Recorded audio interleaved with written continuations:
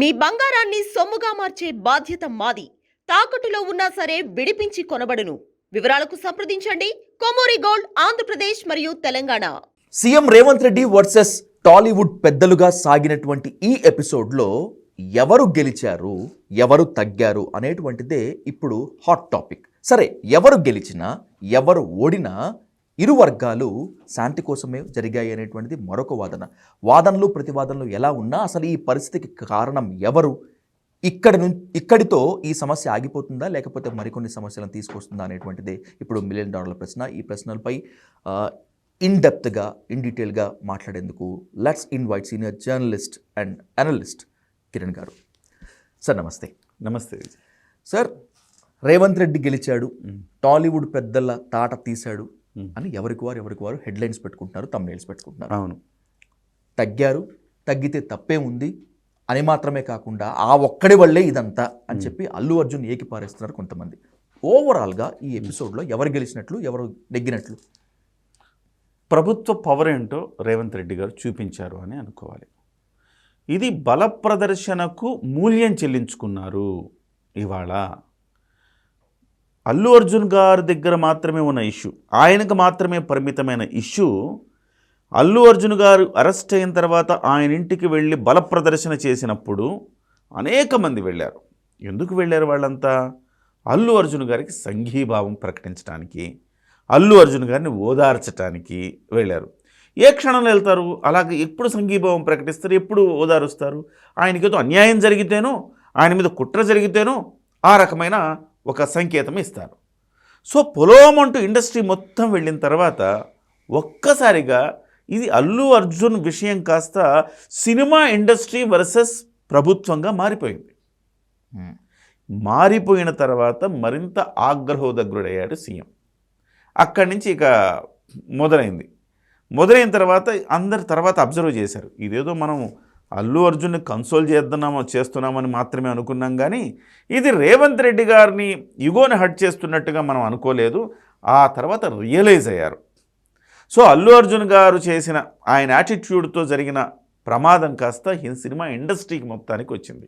నిన్న లిటరల్లీ చెప్పాలంటే అదొక క్షమాపణ సమావేశం అని చెప్పాలి, అంతకుమించి ఏం లేదు. బయటకు వచ్చి సినిమా ఇండస్ట్రీని హాలీవుడ్ స్థాయిలో తీసుకెళ్తాము, బాలీవుడ్ స్థాయిలో తీసుకెళ్తాము, ఆ హాలీవుడ్ బాలీవుడ్ వాళ్ళు వచ్చి ఇక్కడ షూటింగ్లు చేసుకునేలాగా ఏం చేయాలనే దాని మీద మాట్లాడాము, ఇవన్నీ చెప్తారు. ఇవన్నీ cock and bull stories. Literally క్షమాపణ సమావేశం జరిగింది. మేము ఇండైరెక్ట్గా అపాలజైజ్ చేస్తున్నాము, జరిగిన తప్పుకి మమ్మల్ని మన్నించి మళ్ళీ ప్యాచప్ అయిపోయి కలిసిమెలిసి ముందుకెళదామని ఒక రాజీ ఫార్ములాతో దిల్ రాజు గారు వీళ్ళందరినీ కూడా తీసుకెళ్లారు. సో ఇందులో అల్లు అర్జున్ తప్పు 75% ఉంటే 25% సినిమా ఇండస్ట్రీ తప్పు కూడా ఉంది. ఎలా మరి అల్లు అర్జున్ని ఏ సమయంలో అల్లు అర్జున్ అరెస్ట్ అయ్యాడు? ఏం కొంపలు మునిగిపోయినాయి? మీరందరూ వెళ్ళి ఏం సంకేతం ఇచ్చారు? మీరు ప్రభుత్వం తప్పు చేసిందని చెప్పదలుచుకున్నారు కదా మీరంతా వెళ్ళి. మరి ఆ రకంగా చెప్పినప్పుడు ప్రభుత్వం వాస్తవానికి అది అల్లు అర్జున్కి సంబంధించిన ఇష్యూ మాత్రమే. అల్లు అర్జున్ ఒక అనాలోచితమైన చర్య వల్ల ఒక ప్రాణం పోయింది, ఒక ప్రాణం విలవెల్లాడుతోంది. దాని తర్వాత పరిణామాలు కూడా ఒకదానికొకటి ఏడానవుతున్నాయే తప్ప ఒక్క క్షణం ఏ సందర్భంలో కూడా అల్లు అర్జున్ మీద ఒక సానుభూతి, అయ్యో అల్లు అర్జున్ తప్పేముంది అనిపించే పరిస్థితి ఎక్కడా రాదు.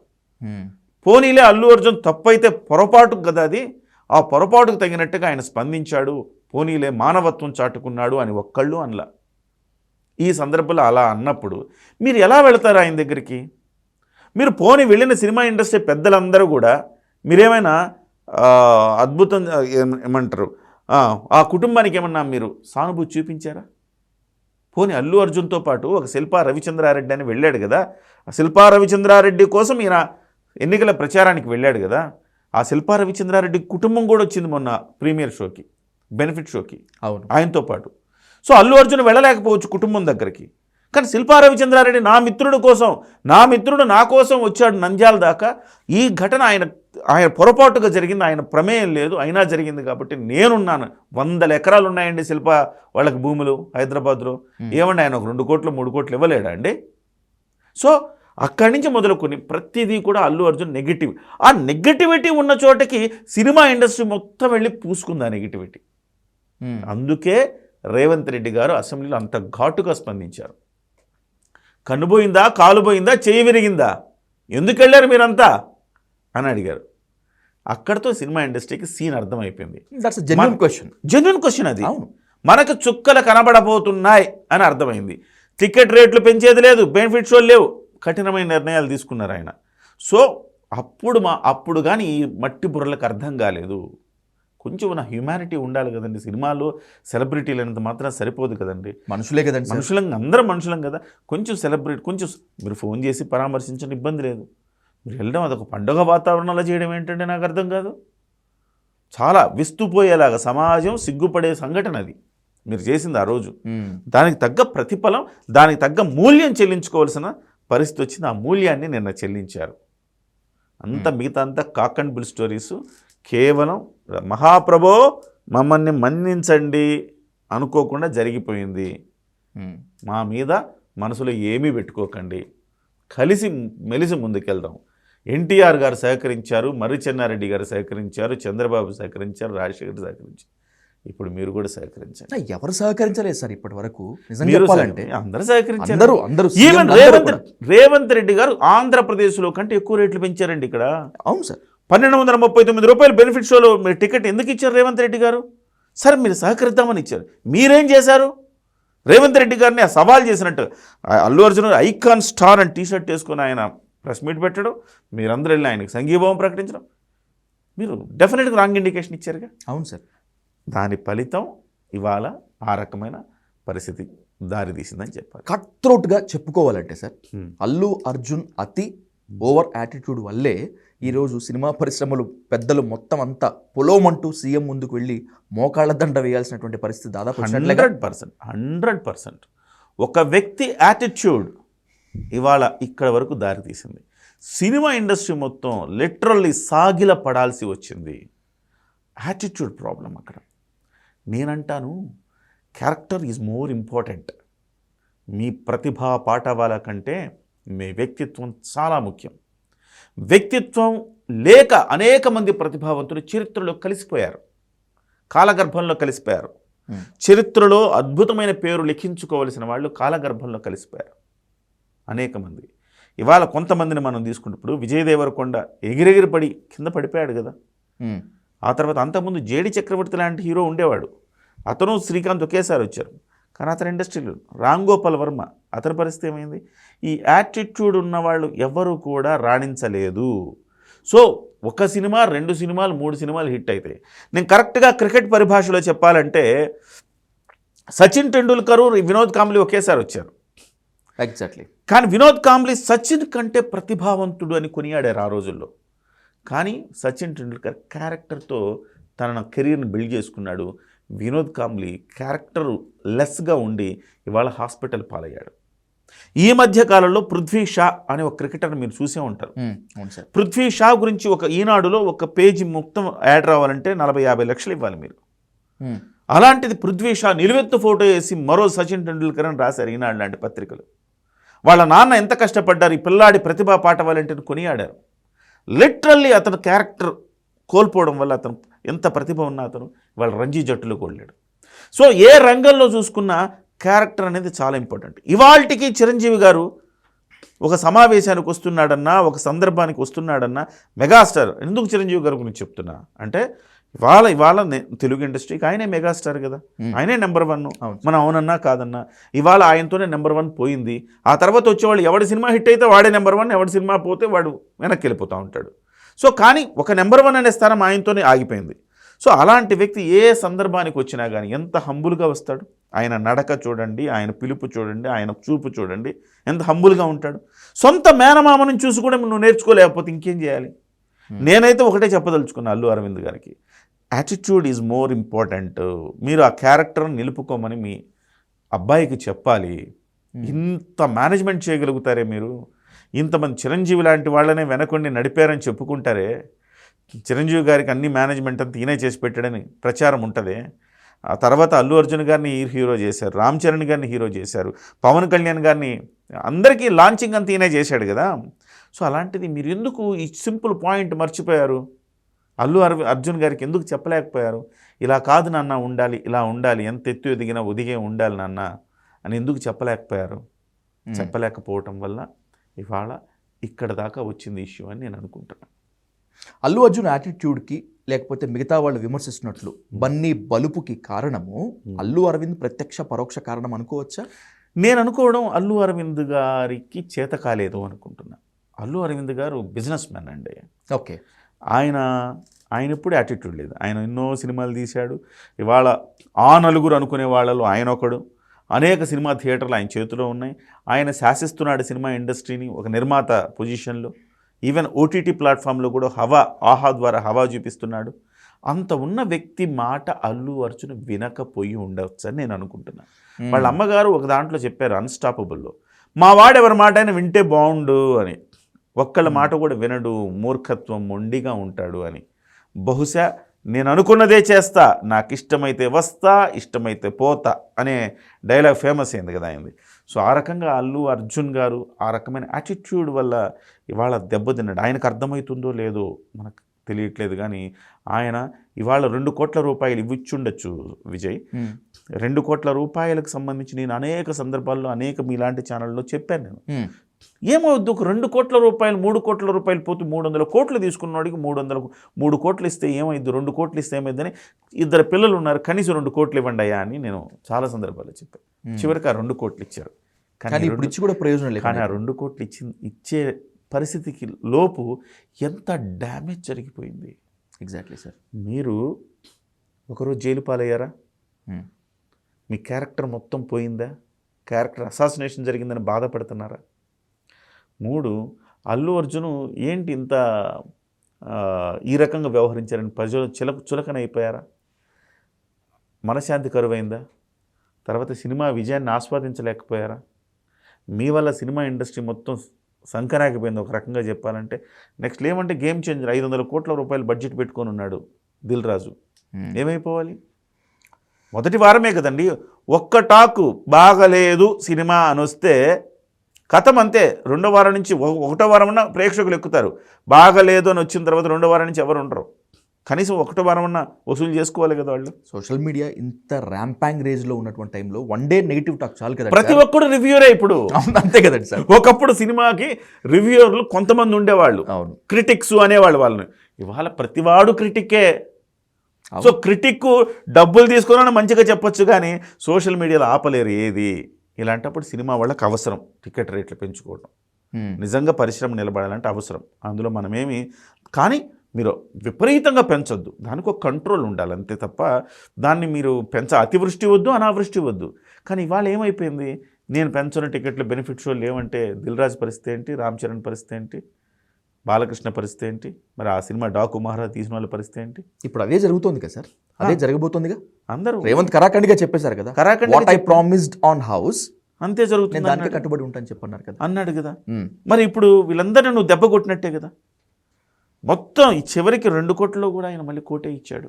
విచిత్రం ఏంటంటే, నేను ఎక్స్పెక్ట్ చేసింది ఏంటంటే ఆయన ఒక 2 కోట్లు ఇస్తే నిర్మాత దర్శకులు తలా 50 లక్షలు ఇచ్చినా, ఇంకెవరైనా ఆయన తరపున ఇంకెవరైనా సహాయ సహకారాలు చేసినా ఒక 3-4 కోట్లు వస్తుంది. ఆ పిల్లలు పాపం అమ్మలేని లోటు తీర్చలేం, కానీ ఆర్థిక ఇబ్బందులు లేకుండా ఆర్థిక భరోసా వాళ్ళ జీవితానికి వస్తుంది. వాళ్ళ నాన్నగారు కూడా అనారోగ్యంతో ఉన్నారు. ఆయనకు ఒక కిడ్నీనో లివరు, మరి వాళ్ళ మిసెస్ నుంచి ట్రాన్స్ప్లాంటేషన్ అయింది. లివర్ ట్రాన్స్ప్లాంటేషన్ అయింది. ఆయన కూడా అంత బలంగా లేడు. మీరు చూస్తే స్క్రీన్ మీద కూడా ఆయన చూడటానికి చాలా బలహీనంగా ఉన్నాడు. అలాంటప్పుడు ఆ పిల్లల భవిష్యత్తుకు భరోసా కల్పిస్తాయి కదా. చాలామంది సార్ ఇంకేముంది 2 కోట్లు వచ్చాయి కదా, 3 కోట్లు వచ్చాయి కదా, ఫ్యామిలీ హ్యాపీ అనుకుంటున్నారు. కానీ you raised a correct point. Liver transplantation చేయించుకొని జీవితాంతం అతను మెడిసిన్స్ మీదే ఆధారపడాలి. ఈ పిల్లవాడు రేపు శ్రీతేజ్ బయటకు వచ్చినా కూడా తనకి ఇంకేదో కాంప్లికేషన్స్ ఉందంటున్నారు. దానికోసము ఆ డబ్బులు ఖర్చు అయిపోతాయి. అన్నిటికీ మించి ఒక అమ్మ లేకుండా అయిపోయింది ఏదైనా కూడా. Sir what ever it maybe, మేము ఎలాగైనా రాజీ చేస్తాము, మేము ఎలాగైనా కూల్ చేస్తాము అనేటువంటి నమ్మకంతో సినిమా పరిశ్రమ పెద్దల మొత్తం అంతా కూడా రేవంత్ రెడ్డి దగ్గరికి వెళ్ళి ఉంటారు, సీఎం గారి దగ్గరికి. కానీ అక్కడ ఆయన కట్ థ్రోట్ క్వశ్చన్స్ ఆన్సర్స్ చూసిన తర్వాత అర్థమైపోయి ఉంటుంది. మీటింగ్ తర్వాత పరిశ్రమ పెద్దల్లో ఒక రకమైనటువంటి నిరుత్సాహము. దిల్ రాజు ఎంత గంభీరంగా మాట్లాడినప్పటికీ, సినిమా పరిశ్రమ పెద్దలు కొన్ని క్వశ్చన్స్ని స్కిప్ చేసినప్పటికీ సంథింగ్ ఈజ్ దేర్, దాల్మే కుచ్ కాలా హై అన్నట్లు. మీరు గమనించారా దాన్ని? దిల్ రాజుకి తెలుసు ఆ విషయం. దిల్ రాజుకి సమావేశానికి ముందే ఇందులో ఏమీ అయ్యేది లేదు, ఓన్లీ క్షమాపణ సమావేశం అనేది ఆయన క్లారిటీ ఉంది. కాకపోతే బయట ఏం చెప్పుకోవాలి, ఈ విషయం చెప్పుకోలేరు కదా.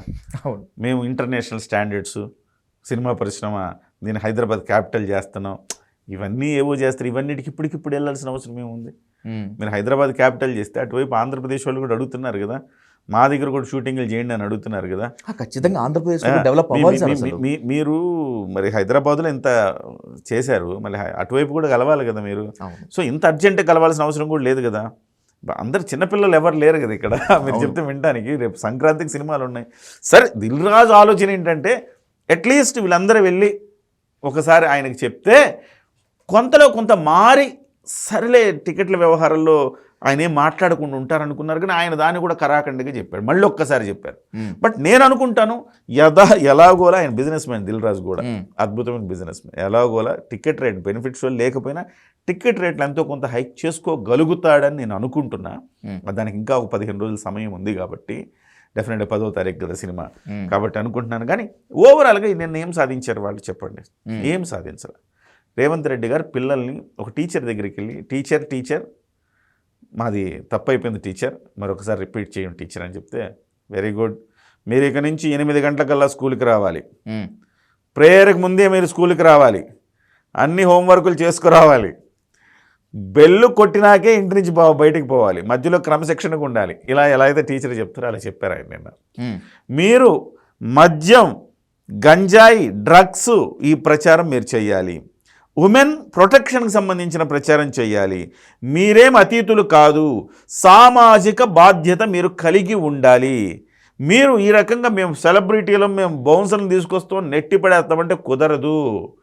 మీ బాధ్యతే, బయటకు వస్తే మీ బాధ్యతే మీ అభిమానులు కంట్రోల్ చేయటం. కాబట్టి ఒళ్ళు దగ్గర పెట్టుకొని ఉండాలి అనేది లిటరల్గా ఆయన చెప్పాడు నిన్న. అంతేనా కాదా? అంతే. ఇంకొకటి కూడా యాడ్ చేశాడు, ఈ దేవాలయం, టెంపుల్ టూరిజం కావచ్చు, ఎన్విరాన్మెంటల్ ఇష్యూస్ కావచ్చు, వీటన్నిటికి సంబంధించి తెలంగాణలో పెట్టుబడులు కూడా పెట్టండి. 1000 కోట్లు సంపాదించుకోవడం కాదు. తెలంగాణలో అనేక మంది హీరోలు భూములు కొనుక్కున్నారు, మీకు హైక్లు అయినాయి. ఇవాళ మీరు పెట్టుబడులు పెట్టాలంటే 1000 కోట్ల రూపాయలు మీరు సంపాదిస్తే సరిపోదు, పెట్టుబడులు కూడా తెలంగాణలో పెట్టండి అని చెప్పి ఆయన లిటరల్గా ఆయన కొన్ని ఆర్డర్స్ వేశారు, ఆదేశాలు జారీ చేశారు. వాటిని డూస్ అండ్ డోంట్స్ లాగా, 10 కమాండ్మెంట్స్ లాగా కొన్ని ఆదేశాలు జారీ చేశారు ఆయన. ఇవాళ వాటిని ఫాలో అవ్వాలి సినిమా ఇండస్ట్రీ. అయిన తర్వాత ఆయన చెప్తాడు, సరే మీరు మంచిగా ఫాలో అవుతున్నారు కాబట్టి సర్లే పోన్లే మీకు టికెట్ రేట్స్ హైక్ చేస్తామని చెప్తారు. ఆ రకంగా పైచేయి ప్రభుత్వంతో ఆటలాడద్దు, మీరు ప్రభుత్వాన్ని బ్లేమ్ చేయొద్దు, నా పని నేను చేసుకుపోతున్నా. నిజానికి కూడా ఆయన ఏమి పుష్ప పట్ల కానీ ఎక్కడ ఆయన ఏమి చేయలేదు. ఇంకో మాట అన్నాడంట, ఏదో ప్రచారం చేశారు, ఆయన పేరు మర్చిపోయిన అరెస్ట్ చేస్తారన్నాను. అది దాటి చాలా దూరం వచ్చేసాను నేను పైకి, నా స్థాయి అది కాదన్నాడు. నిజమే కదా. అంత సిల్లీకి ఎందుకు ఆలోచిస్తాడు ఆయన? ఇది ప్రతిపక్షాలు చేసిన, ఇది ఇండస్ట్రీని ప్రతిపక్షాలు కూడా డ్యామేజ్ చేసినాయి. ముఖ్యంగా కేటీఆర్, ఇక్కడ కేటీఆర్ గారు డ్యామేజ్ చేశారు, అక్కడ కొంతమంది వైసీపీ వాళ్ళు కూడా డ్యామేజ్ చేశారు. ఇండస్ట్రీని అని కాదు, అల్లు అర్జున్ విషయంలో కొంత డ్యామేజ్ చేశారు. వాళ్ళు ప్రోత్సహించి వాళ్ళు ఏదో మాటలు మాట్లాడి, నిన్న అంబటి రాంబాబు అన్న మాట కూడా చాలా దారుణమైన మాట కదా. సోఫా పంపిమ్మని అంటే ఏమన్నట్టు ఆయన? రేవంత్ రెడ్డి గారిని బ్లేమ్ చేసినట్టు. రేవంత్ రెడ్డి గారికి డబ్బులు పంపించండి అందరూ సెట్ అయిపోద్దని చెప్పినట్టే కదా. సో ఈ ప్రతిపక్షాలు చలిగాచుకున్నాయి, ఈ సినిమా ఇండస్ట్రీ మీద మంటలు వేసుకొని చలిగాచుకున్నాయి, ఇటు కానీ అటు కానీ. క్రమక్రమంగా స్టెప్ బై స్టెప్ చూసుకుంటూ ఉంటే బన్నీ యాటిట్యూడ్లో మార్పు వచ్చింది. ఫస్ట్ మాట్లాడినప్పుడు, సెకండ్ సక్సెస్ మీట్లో మాట్లాడినప్పుడు, ప్రెస్ మీట్లో మాట్లాడినప్పుడు, చిక్కడపల్లి పోలీస్ స్టేషన్కి వెళ్ళినప్పుడు, ఇకనైనా తీరు మార్చుకోకపోతే నాకు కష్టాలు తప్పవు, బై ద సేమ్ వే నా వల్ల టాలీవుడ్కి కష్టాలు తప్పవు అని బన్నీ తెలుసుకున్నాడా, లేకపోతే ఇకనైనా తెలుసుకుంటాడా? 2 డైలాగులు సినిమాలు ఇటీవల కాలంలో, గత దశాబ్ద కాలంగా 2 డైలాగులు ఫేమస్ డైలాగులు ఉన్నాయి. ఒకటి, ఎక్కడ తగ్గాలో ఎక్కడ నెగ్గాలో తెలిసినవాడు అనే ఒక డైలాగ్, తగ్గేదేలే అనే డైలాగ్. ఈ రెండింటిలో మొదటిది కరెక్ట్ అనే విషయాన్ని బన్నీ గమనించాలి. ఎక్కడ తగ్గాలో ఎక్కడ నెగ్గాలో తెలుసుకోవాలి. తెలుసుకున్నప్పుడే సక్సెస్ఫుల్ అవుతారు. ఉమ్, ఇవాళ వాళ్ళ ఎక్కడికో వెళ్ళక్కర్లేదు, వాళ్ళ కుటుంబంలోనే ఎగ్జాంపుల్స్ ఉన్నాయి. పవన్ కళ్యాణ్ గారు సినిమా ఇండస్ట్రీ వ్యక్తి అయి ఉండి, టాప్ కల్ట్ ఫాలోయింగ్ ఉండి, రోజుకు 2 కోట్ల రెమ్యునరేషన్ తీసుకోగలిగి ఉండి, ఉమ్, ఆ స్థాయిలో ఉండి, ఆయన చరిష్మా అంతుండి, ఆయన ఏమన్నారు సినిమా ప్రచారంలో, నాకంటే ప్రభాస్ గొప్ప నటుడు, నాకంటే మహేష్ గొప్ప నటుడు, నాకంటే అల్లు అర్జున్ గొప్ప నటుడు, నాకంటే జూనియర్ ఎన్టీఆర్ గొప్ప నటుడు, వాళ్ళంతా గొప్ప నటులు, నాకంటే మంచి స్టార్స్, వాళ్ళ సినిమాలు చూడండి, వాళ్ళని అభిమానించండి, ఓటు మంచోడికి వేయండి అన్నాడు ఆయన. ఉమ్. ఇక్కడ ఆయన తగ్గలేదా? తగ్గాడుగా. ఖచ్చితంగా. ఎక్కడ తగ్గాలో తెలుసు ఆయనకి. 21 సీట్లు తీసుకున్నప్పుడు కూడా తగ్గిపోయాడు అనుకున్నారు, ఎక్కడ తగ్గాలో తెలుసు ఆయనకి. ఇవాళ నెగ్గి చూపించాడు. అదొక ఎగ్జాంపుల్. బయట ఫ్యామిలీకి వెళ్ళొద్దు, మీ ఫ్యామిలీలో తీసుకోండి. చిరంజీవి గారు పద్మ విభూషణుడు, ఇవాళకి తగ్గే ఉంటాడు ఆయన. ఎక్కడా భేషజాలకి వెళ్ళడు. ఆయన ప్రవర్తన, ఆయన చివరికి అశ్విని దత్ లాంటి వ్యక్తి ఆయనకంటే పెద్దోడై ఉండి కూడా ఆయన కాళ్ళకి నమస్కారం పెట్టాడు మొన్న అంటే. ఉమ్, సో ఆయన వ్యక్తిత్వం కదండి, అజాత శత్రువుగా ఉన్న ఆయన గుణం కదండి. ఈ 2 ఎగ్జాంపుల్స్ తీసుకుంటే అయిపోలేదు అల్లు అర్జున్కి. ఎక్కడి నుంచి తీసుకుంటాం? పుస్తకాలు చదువుకోవాలా? లేదు కదా. ఏమన్నా ట్యూటర్స్ని పెట్టించుకొని, మోటివేషనల్ స్పీకర్స్ని పెట్టించుకొని ట్రైన్ అవ్వాలా? లేదు కదా. నీ కుటుంబంలో వాళ్ళు అమలు పరిచిని నువ్వు అమలుపరచు చాలు. నీ యాటిట్యూడ్, ఇవాళ సినిమా కోసం నేను తగ్గాను, తర్వాత నేనేంటో చూపిస్తాను, ప్రశాంత్ కిషోర్తో మీట్ అయ్యి నేను కూడా రాజకీయ పార్టీ పెడతాను లాంటి ఆలోచనలు చేస్తున్నాడని కొంతమంది ఏవో రాస్తున్నారు, వీడియోలు చేస్తున్నారు. అవన్నీ నిజంగా అట్లా అల్లు అర్జున్ అనుకుంటే అది పతనమే తప్ప అది విజయం కాదు. సో ఇవాళ తప్పేం లేదు, మనం తగ్గితే తప్పేం ఉందండి. మన తండ్రో లేకపోతే మన ఇంకొకళ్ళు పెద్దలు ఏదైనా ఒక మాట అంటే తప్పేం లేదు కదా. ఇవాళ కూడా రేవంత్ రెడ్డి అనే వ్యక్తి ఈ రాష్ట్రానికి ముఖ్యమంత్రి అంటే రాష్ట్రానికి ఒక తండ్రి పాత్రలో ఉన్నాడు ఆయన. సో మనం తగ్గితే తప్పేంలే, తగ్గి దాన్ని మన యాటిట్యూడ్గా మార్చుకుంటే, ఎస్ నేను ఇలాగ ఉంటాను అని వ్యక్తిత్వాన్ని మార్చుకోగలిగితే అల్లు అర్జున్ మించిన నటుడు ఎవరున్నారండి? అద్భుతమైన నటుడు, అద్భుతమైన డాన్సర్, అద్భుతమైన నటుడు, ఎంత ప్రతిభావంతుడండి అల్లు అర్జున్.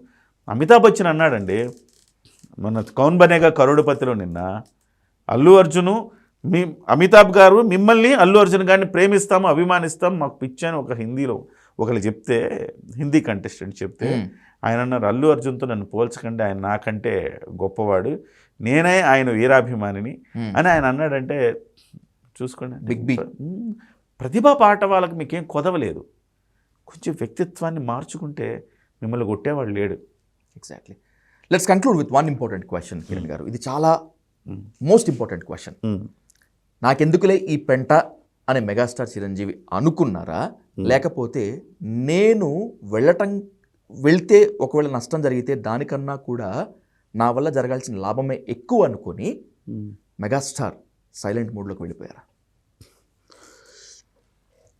ఇక్కడ మెగాస్టార్ని కాదని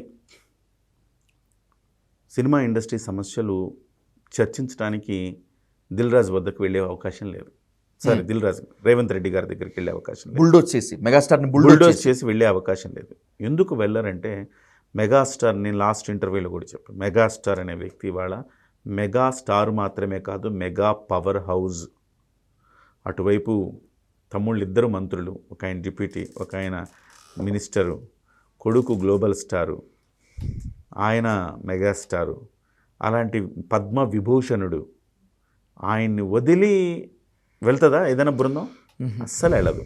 ఆయనకు చెప్పకుండా వెళుతుందా? అస్సలు వెళ్ళదు. సో కనీసం మన దగ్గర పెద్ద ఆయన ఉంటే కనీసం మనకు ఒక మంచి జరుగుద్దిరా, మీరు రండి పెద్ద ఆయన, మీరు ఊరికే కూర్చోండి చాలు అన్న బతిమాలు తీసుకుపోతారుగా. మరి ఎందుకు వెళ్ళలేదు ఆయన అంటే, నిన్నటి సమావేశం నేను మొట్టమొదట చెప్పిన ఒకటే ఒక వర్డ్, క్షమాపణ సమావేశం. ఆ సమావేశానికి పెద్ద ఆయన మీరు తీసుకురావద్దు అని రేవంత్ రెడ్డి గారే దిల్ రాజు గారికి చెప్పినట్టుగా మనకు సమాచారం అందుతుంది. దిల్ రాజు గారు వెళ్ళి ఆయనతో మీట్ అయ్యి, ఎస్ మేమందరం వస్తాం, చిరంజీవి గారి సారథ్యంలో అందరం వస్తాము అని చెప్పినప్పుడు ఎటువంటి వీళ్ళకేమి అడ్వాంటేజ్గా ప్రకటనలు ఆయన ఏం చేయలేదుగా. ఇండస్ట్రీ తరపున ఒక పాజిటివ్ ప్రకటనలు ఏం చేయలేదుగా. చేయనప్పుడు చిరంజీవి గారు లాంటి వ్యక్తి వెళ్ళినప్పుడు రేవంత్ రెడ్డి గారికి ఒక మొహమాటం అంటూ వస్తుంది. ఏదో ఒకటి చేయాలి, కనీసం చిరంజీవి గారి కోసం మనం ఒకటి చేయాలి. చిరంజీవి గారు అంటే ఆయనకి చాలా గొప్ప గౌరవం, చిరంజీవి గారికి కూడా ఆయన అంటే గొప్ప గౌరవం. ఎందుకంటే చిరంజీవి గారు పద్మ విభూషణ్ వచ్చిన తర్వాత చిరంజీవి గారిని అదే పనిగా పిలిచి సత్కారం చేశారు ఆయనకి వెంకయ్య నాయుడు గారికి. వెంకయ్య నాయుడు గారు బీజేపీ అయినా పిలిచి సత్కారం చేశారు.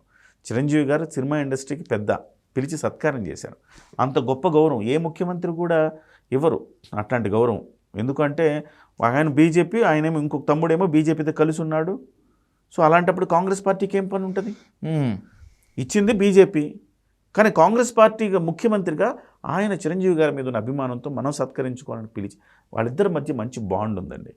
అలాంటప్పుడు పెద్ద ఆయన్ని తీసుకొచ్చిన తర్వాత నేను ఏదో ఒకటి మంచి ప్రకటన చేయకపోతే బాగుండదు. అలా అంటే ఇప్పుడు నేను చేయలేను, అసెంబ్లీలో మాట్లాడిందని కట్టుబడి ఉన్నాను, కాబట్టి దయచేసి ఆయన్ని తీసుకురావద్దు అని దిల్ రాజు గారికి చెప్పినట్టుగా తెలుస్తుంది. ఆయన సూచన మేరకు ఒక బృందం వచ్చింది. ఈవెన్ నాగార్జున గారు కూడా ఇంక్లూడ్ అయ్యారు దాంట్లో. వాళ్ళందరూ వచ్చారంటే బహుశా చిరంజీవి గారు అందుకే రాకపోయి ఉండొచ్చని నాకున్న సమాచారం. సో రేవంత్ రెడ్డి గారి స్వయంగా చిరంజీవి గారు ఈ దశలో వద్దు, ఇది క్షమాపణ సమావేశానికి ఆయన ఎందుకు చెప్పాలి? క్షమాపణ సమావేశం ఆయన అజాత శత్రువు, ఆయన్ని ఎక్స్క్లూడ్ చేయండి అని ఆయన అడిగిన మీదట గిల్ట్గా ఉంటుంది కదా, ఈయన కూడా గిల్ట్గా ఉంటుంది. వచ్చిన తర్వాత ఆయన చెప్పించుకున్న తర్వాత లాస్ట్ టైం మనం చూసాం జగన్మోహన్ రెడ్డి దగ్గరికి వెళ్ళి అందరూ ఇలా చేతులు జోడించి చిరంజీవి గారు అంటే ఎంత నెగిటివ్ అయింది అది. సో అలాంటి సిచ్యువేషన్లోకి రావద్దు, నాకు కూడా ఒక గిల్ట్ ఉండద్దు అని రేవంత్ రెడ్డి గారు అనుకున్నారు. అందుకే చిరంజీవి గారి సలహాలు సూచనలు తీసుకున్నప్పటికీ చిరంజీవి గారు ప్రత్యక్షంగా సమావేశంలో లేరు అంతే. చాలామంది అనుకుంటారు చిరంజీవి గారు ఎక్కడో షూటింగ్లో ఉన్నారు, ఏం లేదు, చిరంజీవి గారు ఉన్నారు. చిరంజీవి గారు నేను టీజే వెంకటేష్ కుమార్తె మనవరాలి పెళ్ళికి కూడా వెళ్ళారు. చిరంజీవి గారు ఉన్నారు, కానీ ఆయన షూటింగ్ చూసుకున్నారు, ఆ పెళ్ళికి వెళ్ళారు, ఆయన బిజీగానే ఉన్నారు, ఆయన బిజీ ఖాళీగా ఏం లేరు. కానీ ఈవెన్ దో ముఖ్యమంత్రుల సమావేశానికంటే చిరంజీవి గారు అడిగితే కాదనేది ఏం లేదు. ఈవెన్ క్షమాపణ సమావేశమైనా ఆయన పర్వాలేదు అని తగ్గి రాగలిగిన వ్యక్తి. వీళ్ళందరి కోసం వెళ్ళి దండం పెట్టి అడిగాడు కదా ఆయన్ని, ఎవరిని, జగన్మోహన్ రెడ్డిని. అలాంటిది రేవంత్ రెడ్డిని అడగడానికి ఆయనకేం భేషజాలు ఉండవు. కానీ రేవంత్ రెడ్డి గారే వద్దు అని చెప్పినట్టుగా మనకు సమాచారం. అందుకే చిరంజీవి గారు రాలేదు ఆ సమావేశానికి. Right sir, this is not ending, this is beginning అని నిన్నటి మీటింగ్తో ఒక స్పష్టమైన సంకేతం అయితే వచ్చింది.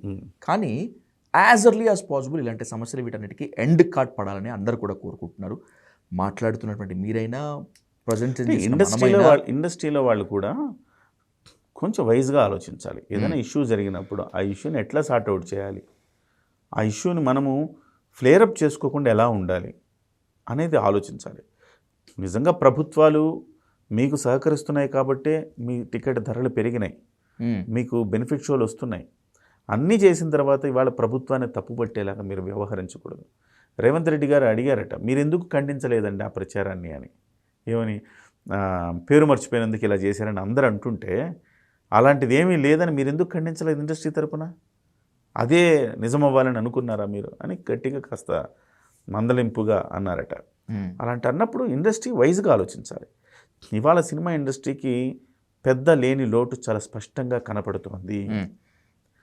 గతంలో ఉన్న సంప్రదాయాలు వీటిని పాటించలేదు ఎవరు. ఇవాళ పెద్ద లేని లోటు కనపడుతుంది. చిరంజీవి గారుని పెద్దరికం వహించమని అడిగినప్పుడు ఒక వర్గం అంగీకరించలేకపోయింది. ఓకే, ఆ వర్గం అంగీకరించలేకపోవటం వల్ల నాకెందుకని ఆయన అనుకున్నాడు. ఇవాళైనా గుర్తించాల్సింది ఏంటంటే మన వర్గాలు కులాలు ఇవి కాదు. ఆయన నెంబర్ 1 దేశం గుర్తించిన వ్యక్తి. ఆయన్ని మీరు పెద్ద మనిషిగా పెట్టుకుంటే ఇలాంటివన్నీ లేకుండా సార్ట్అవుట్ చేస్తాడు. సో కాబట్టి ఇప్పటికైనా ఇండస్ట్రీ ఒక స్ట్రీమ్ లైన్లోకి రావాలి. ఒక పెద్ద ఉండాలా, అప్పుడప్పుడు సమావేశాలు నిర్వహించుకోవాలా, డూస్ అండ్ డు నాట్స్ గుర్తించాలా, ఏం చేద్దాం, ఎలా ఉందాం, వాళ్ళతో ఎలా వ్యవహరిద్దాం అనుకోవాలా. ఒక ఐడెంటిటీ కదండి. ఒక పద్మ విభూషణ్ని తీసుకొచ్చి కూర్చోబెడితే దానికి ఒక గొప్ప గౌరవం ఉంటుందిగా. మీరు ప్రధానమంత్రి దగ్గరికి వెళ్ళాలా లేకపోతే ముఖ్యమంత్రి దగ్గరికి వెళ్ళాలంటే అలాంటి ఒక పర్సనాలిటీస్ని కదా ముందు పెట్టాలి మనం. సో ఆయన్ని మీరు పెద్ద మనిషిగా చేసుకోవటానికి ఆయన నాకెందుకు వచ్చిన గొడవలే అని వదిలేశాడు ఆయన. ఇవాళకైనా చేయవలసింది ఏంటంటే ఈ వర్గాలు కులాలకు అతీతంగా ఆయన్ని యాక్సెప్ట్ చేసి ఆయన దగ్గరికి వెళ్ళి మీరు పెద్దరికం వహించండి సార్, మీరు అలా ఉండండి మా అందరి కోసం అని చెప్తేనే సినిమా ఇండస్ట్రీ ఒక లైన్లోకి వస్తుందని నేను అనుకుంటున్నా. మీరు చెప్పినట్లుగానే నిజంగా జరిగితే చాలా మంచిది. గతంలో ఉన్నది కదండి, గతంలో ఉన్నది. ఎగ్జాక్ట్లీ సార్, చిరంజీవి గారు ఎప్పుడు చెప్తూ ఉంటారు సినిమా ఇండస్ట్రీ అంటే హీరోలము దర్శకులము మాత్రమే కాదు, దీని మీద ఆధారపడి కొన్ని లక్షలాది కార్మికులు బతుకుతూ ఉంటారు, వాళ్ళ గురించి కూడా ఆలోచించండి అని చెప్పి. ప్రభుత్వమైనా సినిమా పెద్దలైనా అలా సరే. మీరు అన్నారు కదా, అలా ఆలోచించిన వాళ్ళు ఎవరున్నారు చెప్పండి? ఈ మధ్య కాలంలో చిరంజీవి ఒక్కళ్ళే కదా. కరోనా వచ్చినప్పుడు సిసిసి అనేది పెట్టి ప్రతి కుటుంబానికి నిత్యావసర సరుకులు చేరవేశాడు కదా. చేరవేసే అదే కాకుండా అందరికీ మీరు ఆరోగ్యానికి సంబంధించిన హెల్త్ టెస్టులు చేయించుకోండి, సగానికి ఇచ్చేటట్టుగా నేను ఫలానా హాస్పిటల్తో మాట్లాడానని చెప్పి అందరికీ హెల్త్ చెకప్లు చేయించాడు కదా. ఆక్సిజన్ సిలిండర్ల కోసం 40 సెంటర్లు పెట్టి ఆక్సిజన్ సిలిండర్లు సప్లై చేశాడు కదా ఆ రోజు. సో ఇవాళ ఆయనకు మించి ఆలోచించే వాళ్ళు ఎవరున్నారండి ఇండస్ట్రీలో? ఎగ్జాక్ట్లీ. అంతకు మించి ఎవరు వాళ్ళ బాగోగులు ఆలోచిస్తారు? అలాంటి వ్యక్తే కదా ఉండాలా. అంతే. ఖచ్చితంగా సార్. ఎండ్ కార్డ్ పడాలని మనస్ఫూర్తిగా కోరుకుందాం. Thank you so much for your valuable analysis. Thank you much more. Thank you.